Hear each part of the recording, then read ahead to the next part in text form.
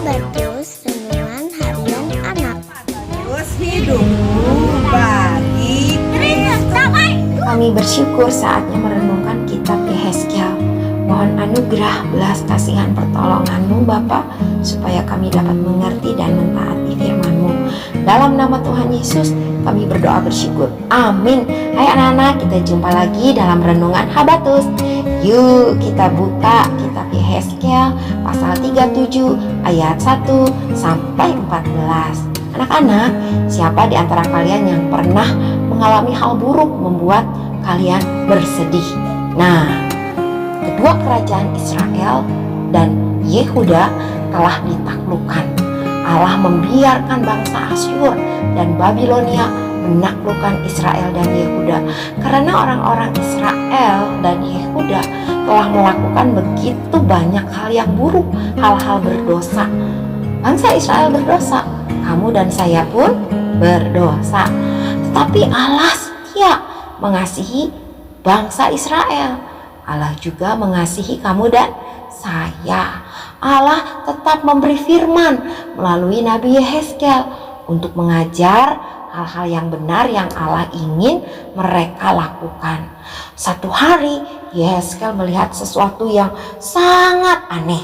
Yuk kita baca sama-sama ayat 1 sampai 10. Tangan Tuhan menyertai aku, dan dengan perantaraan roh Tuhan Ia membawa aku keluar dan menempatkan aku di tengah-tengah sebuah lembah yang penuh dengan tulang-tulang. Ia menuntun aku ke sana kemari di antara tulang-tulang itu, dan kulihat banyak sekali tulang di dasar lembah itu, tulang-tulang yang sangat kering. Ia bertanya kepadaku, "Hai anak manusia, dapatkah tulang-tulang ini hidup kembali?"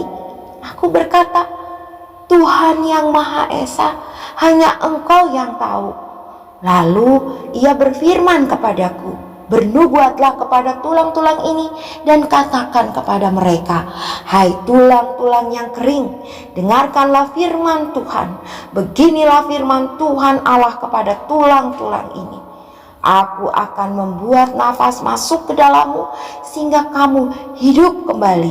Aku akan memberikan urat-urat padamu, membuat daging tumbuh padamu, dan menutupimu dengan kulit. Aku akan memberikan nafas kepadamu sehingga kamu hidup kembali. Maka kamu akan mengetahui bahwa Akulah Tuhan." Maka aku bernubuat seperti yang diperintahkan kepadaku. Dan sementara aku bernubuat, terdengarlah suara bunyi gemeretak, dan tulang-tulang itu menyatu, tulang dengan tulang. Aku melihat dan tampaklah urat dan daging pada mereka dan kulit menutupinya, tetapi mereka belum bernafas. Lalu ia berfirman kepadaku, "Bernubuatlah kepada nafas hidup itu. Bernubuatlah, hai anak manusia, dan katakanlah kepadanya, beginilah firman Tuhan Allah.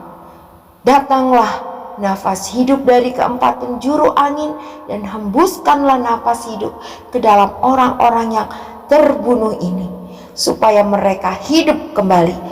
Lalu aku bernubuat seperti yang diperintahkannya kepadaku, dan nafas hidup masuk ke dalam mereka. Mereka menjadi hidup kembali dan berdiri tegak, suatu pasukan yang besar. Wah anak-anak, tulang-tulang kering itu hidup kembali, hidup semuanya. Tuhan hebat ya. Nah, bangsa Israel dan orang Yehuda sangat sedih karena sudah dikalahkan oleh Asyur dan Babel. Tetapi Tuhan berkata kepada Nabi Yehezkiel bahwa seperti Allah dapat menghidupkan kerangka yang kering, Allah juga dapat membawa bangsa Israel, orang-orang Yehuda, kembali ke negara mereka sendiri. Meskipun Tuhan telah menghukum orang-orang Israel, Dia akan mengampuni mereka kembali dan membawa mereka kembali. Meskipun mereka sedih untuk saat ini, Tuhan akan membuat keadaan menjadi lebih baik di kemudian hari. Anak-anak, Tuhan selalu dapat membuat segala sesuatunya lebih baik bagi semua orang yang percaya. Nah, apapun hal yang menyedihkan yang terjadi pada kita, ingatlah, Tuhan selalu dapat menjadikannya lebih baik. Alkitab memberitahu kita juga loh, suatu hari nanti Tuhan Yesus akan menghidupkan kembali semua orang yang pernah mati.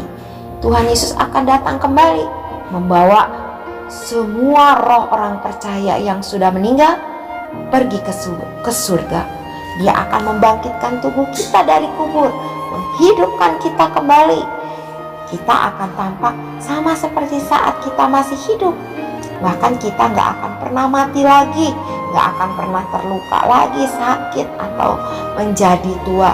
Tubuh kita semua yang percaya akan sempurna, sehingga kita dapat hidup selama-lamanya bersama Tuhan Yesus. Hebat ya Allah kita. Nah, anak-anak ingat ya, apapun yang terjadi pada kita, Tuhan satu-satunya pengharapan kamu, saya, dan semua orang yang percaya. Tuhan selalu dapat membuat segalanya menjadi lebih baik.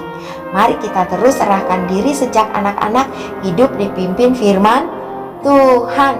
Habatus, hidupku bagi Kristus. Nah, buat anak-anak yang belum percaya Tuhan Yesus, maukah kamu memiliki pengharapan besar ini? Yohanes 14 ayat 6.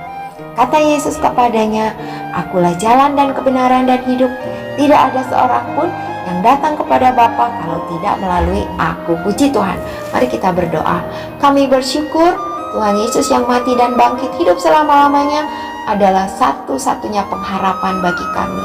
Tolong kami sejak anak-anak hidup mengikuti, dipimpin oleh firman Tuhan. Segala kemuliaan hanya bagi Allah. Ampuni dosa-dosa kami Bapa. Dalam nama Tuhan Yesus kami berdoa bersyukur. Amin. Sampai jumpa teman-teman. Tuhan Yesus